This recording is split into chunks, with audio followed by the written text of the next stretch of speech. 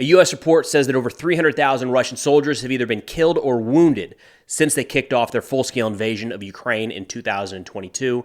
President Zelensky considers a significant mobilization to increase the size of their military, and Estonia put forward a plan that they say will lead to the defeat of Russia by 2026. What's going on, everyone? Let's take a look at some updates as it relates to the ongoing war between Russia and Ukraine.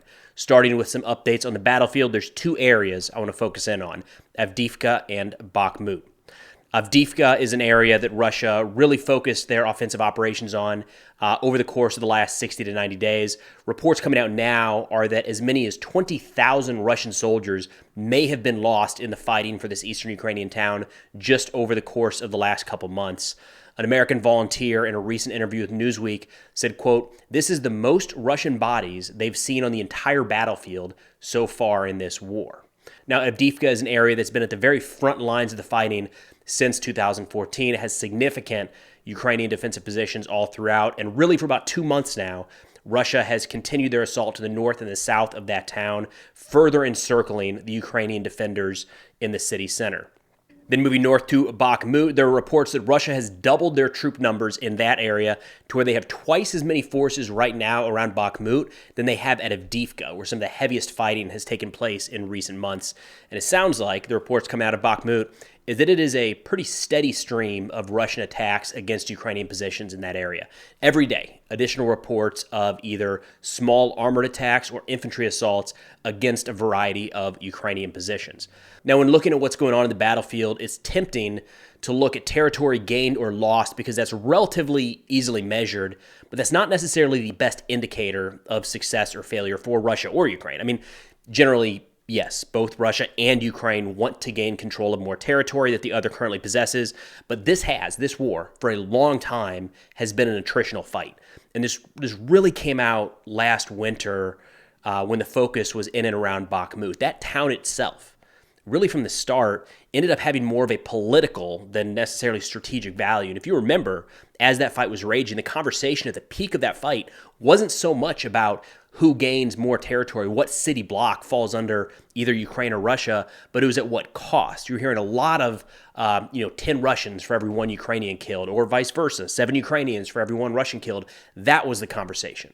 The volume of casualties, the lost equipment was the conversation more than the block by block, kilometer by kilometer changing of territorial control. And that same thing applies right now when we're looking at what's happening in Avdiivka, Bakhmut, and anywhere else along the front.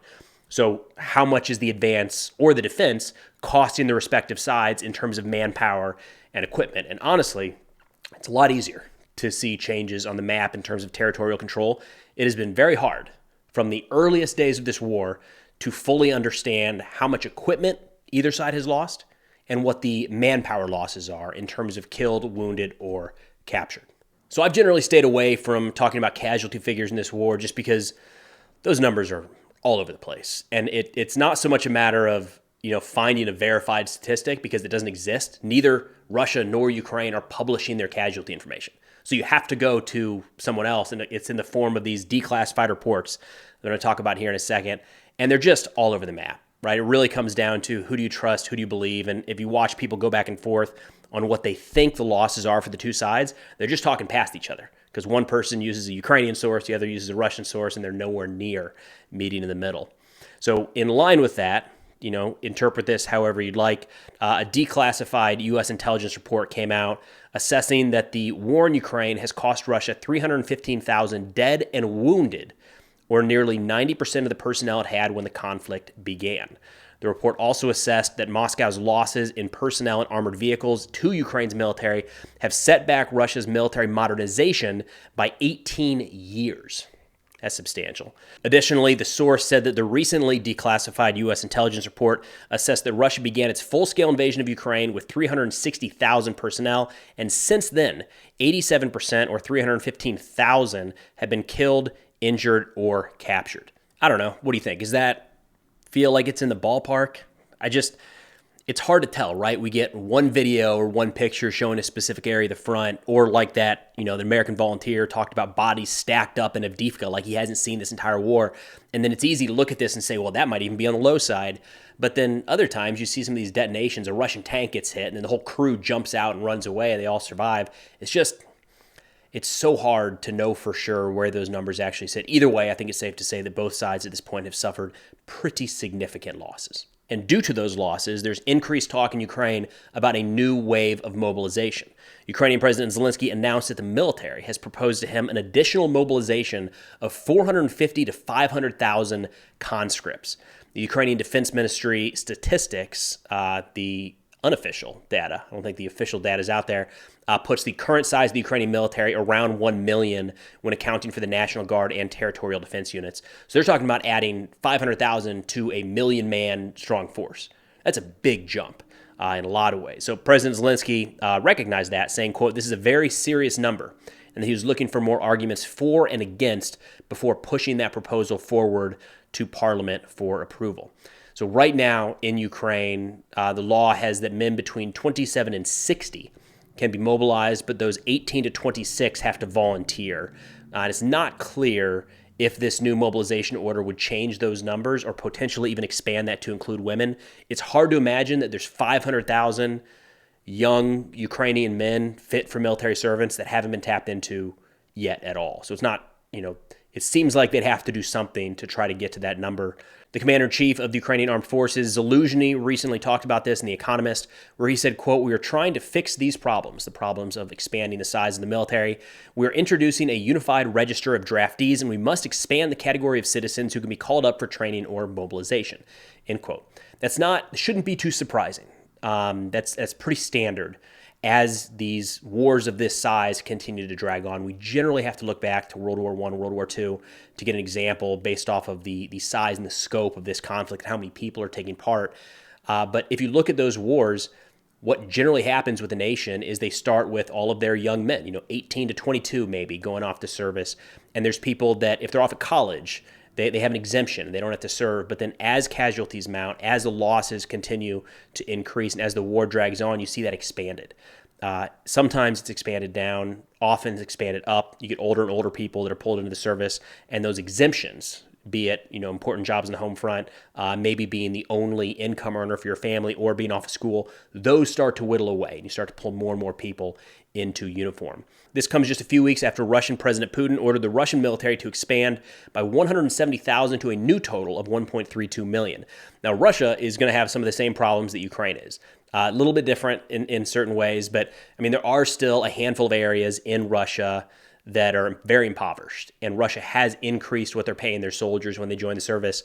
So even watching the number of Russian soldiers coming home in coffins is going to deter a lot of people from wanting to join the military. It is still financially beneficial to a lot of people all across Russia to make that jump, to put the uniform on and go fight in this war. So I would kind of expect some sort of shadow mobilization to accompany that jump, that 170,000 jump. Hard to imagine there's 170,000 Russians just ready to go, military-aged, fighting males, in shape, medically fit for service. But either way, looks like right now both Russia and Ukraine are considering significant expansions to the size of their military force. So since the Ukrainian counteroffensive culminated a few months ago, a lot of attention has gone elsewhere that used to be solely focused on Ukraine, other issues popping up either domestically or abroad. Not the case for NATO member Estonia that still shares a border with Russia. So you can understand why they're looking at what's happening in Ukraine and saying, hey guys, we still got a lot of work to do here. And they put forward a defense plan as to suggesting how NATO and Ukraine can defeat Russia by 2026. They say, quote, anything short of Ukraine's victory, whereby its desired sovereignty and territorial integrity is respected, will be a strategic and costly mistake that will reverberate across the world. It will set a dangerous blueprint and opportunity for adversarial powers to challenge us again. They get into a bunch of different examples as to what needs to be done to defeat Russia here in the near term. They say with its enduring strategic objectives set on redrawing the map of Europe, including by reestablishing spheres of influence and recreating buffer zones, the Kremlin regime questions the very existence of Ukraine and threatens NATO. Russia will rebuild its empire, Russia will rebuild its military posture to achieve its aims, and depending on the outcome of the fighting in Ukraine, could have significant conventional forces supported by a fully mobilized defense industry in a position to threaten European security in the very near term. That's a little bit at odds with that statement from the declassified U.S. intelligence assessment saying that the war in Ukraine has set back Russian military modernization by 18 years. Not exactly talking about the same thing here, but it does seem like Estonia is looking at this saying Russia's ready. If Ukraine falls, they're coming for the rest of Europe. Whereas it looks like the U.S., just through that one assessment, says, hey, Russia's beaten down right now. They might not be able to do much more than just continue the fight in eastern Ukraine. Now, continuing in this assessment from Estonia, they say, we are in the midst of a battle of wills. Our strategic task is to change Russia's war calculation and remove any outlook for success via military force or diplomatic means at the expense of Ukraine. They list what they believe should be the operational objectives for Ukraine and their NATO allies. First, severing Russia's ground lines of communication and making resupplying troops disproportionately costly and more time-consuming. Second, inflicting sustained and increased attrition on Russian forces. Third, sea denial to the Russian Black Sea Fleet. Fourth, conducting a sustained campaign to degrade Russian aerospace forces. And fifth, training and preparing Ukrainian forces to be able to undertake offensive operations at an increased scale. Look, all that checks out. Those all seem like very reasonable, rational moves to try to defeat Russia in the near term. No arguing that. The challenge is not what should be done. The challenge is what can be done. And they do hit on that as well. Estonia suggests that each member of NATO should commit 0.25% of their GDP annually towards military assistance to Ukraine, which would provide approximately 120 billion euros per year, which they say is more than sufficient to implement the strategy that they've laid out. They say those funds would be used to increase Ukrainians' military capabilities in the form of air defense, artillery, UAVs, and fighter aircraft. And then kind of wrapping up, they say, guided by this reinforced strategy and vision, 2024 will be a year of strategic buildup and defense for both Ukraine and the Euro-Atlantic community. It will continue to systematically attrit the Russian economy, finances, manpower, and equipment before the pace and outlook of defeat for Russia will rapidly accelerate through 2025 as the United States and Europe's defense industrial output reaches new levels. With that ever-growing and strengthening resolve, Ukraine will indeed win, and Russia will lose by 2026 at the latest. Overall, I think it's a good strategy. It makes sense on paper. It's not the thought, it's the implementation that's going to matter here. Can they execute this plan? Can NATO, can Ukraine execute this plan? 0.25% of GDP on the one hand looks really, really small, but asking all NATO countries to have a set fund that they commit to Ukraine every year for the foreseeable future, I think that might be a tougher sell than they're making it out to be. Now, to their credit, Estonia is actually laying out a plan and a vision for what the future looks like, assisting Ukraine against Russian aggression, which is one of the pushbacks in the United States that has kind of stalled out the U.S. funding and support for Ukraine. So one of the arguments made by House Republicans is that President Biden and the U.S. government has not provided a clear roadmap as to what does success or victory or the end state look like in Ukraine. And as we sit here today recording on December 21st, aid is not any closer to passing than it was 1, 2, 3 weeks ago. So according to a U.S. official, they say the U.S. will run out of funding for Ukraine this month, the month of December, just about 10 days left, if Congress does not act to pass the proposal put forward by President Biden. They say the Pentagon still has around $4.4 billion in presidential drawdown authority, which could provide weapons to Ukraine directly from the Defense Department inventory.